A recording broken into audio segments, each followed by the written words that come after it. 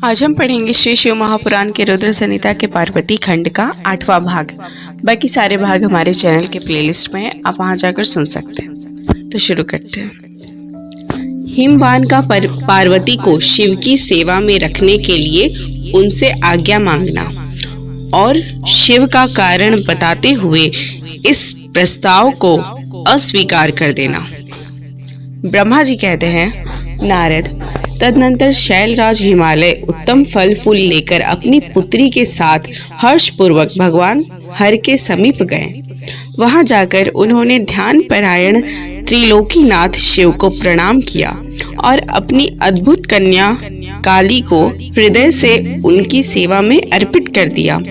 फल फूल आदि सारी सामग्री उनके सामने रखकर पुत्री को आगे करके शैलराज ने शंभु से कहा, भगवान, मेरी पुत्री आप भगवान चंद्रशेखर की सेवा करने के लिए उत्सुक है, अतः आपके आराधन की इच्छा से मैं इसको साथ लाया हूँ।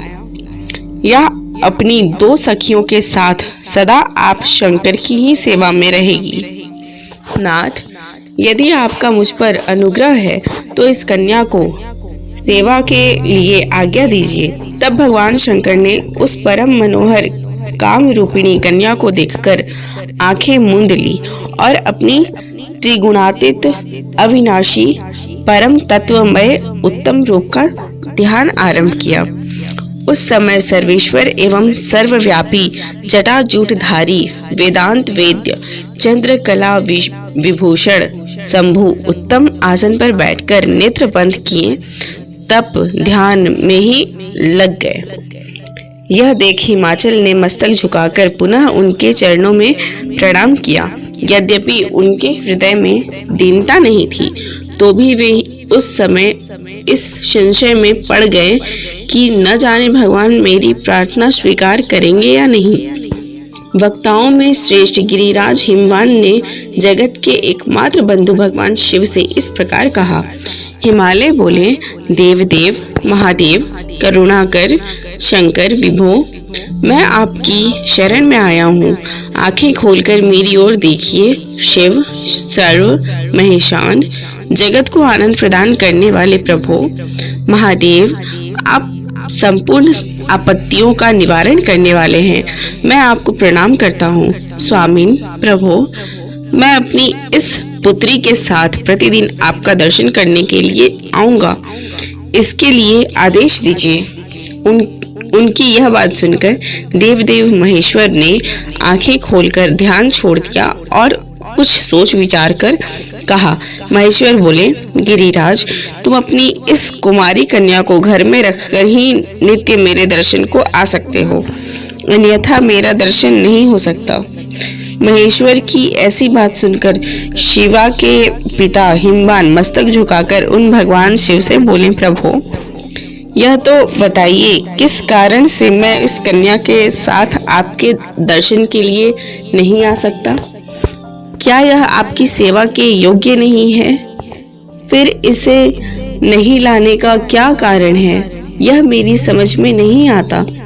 यह सुनकर भगवान वृषभध्वज शंभु हंसने लगे और विशेषतः दुष्ट योगियों को लोकाचार का दर्शन कराते हुए वे हिमालय से बोले, शैलराज, यह कुमारी सुंदर तटी प्रदेश से सुशोभित तनवंगी चंद्रमुखी और शुभ लक्षणों से संपन्न है, इसलिए इसे मेरे समीप तुम्हें नहीं लाना चाहिए।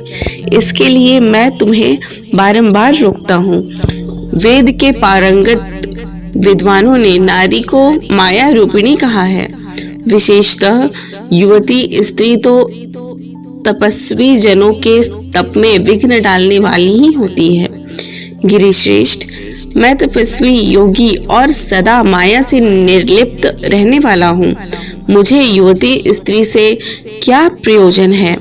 तपस्वियों के श्रेष्ठ आश्रय हिमालय, इसलिए फिर तुम्हें ऐसी बात नहीं करनी चाहिए, क्योंकि तुम वेदोक्त धर्म में प्रवीण, ज्ञानियों में श्रेष्ठ और विद्वान हो। अचल राज, स्त्री के संग से मन में शीघ्र ही विषय वासना उत्पन्न हो जाती है, उससे वैराग्य नष्ट होता है और वैराग्य न होने से पुरुष उत्तम तपस्या से भ्रष्ट हो जाता है। इसलिए शैल तपस्वी को स्त्रियों का संग नहीं करना चाहिए, क्योंकि स्त्री महाविषय वासना की जड़ एवं ज्ञान वैराग्य का विनाश करने वाली होती है। ब्रह्मा जी कहते हैं, नारद, इस तरह की बहुत सी बातें कहकर महायोगी शिरोमणि भगवान महेश्वर चुप हो गए। देवर्षि शंभु का यह निरामय निस्पर्श और निष्ठुर वचन सुनकर काली के पिता हिमवान चकित कुछ व्याकुल और चुप हो गए। तपस्वी शिव की कही हुई बात सुनकर और गिरिराज हिमवान को चकित हुआ जानकर भवानी पार्वती उस समय भगवान शिव को प्रणाम करके विशद वचन बोली। तो यहाँ पे हमारा 8वां भाग कंप्लीट होता है। धन्यवाद।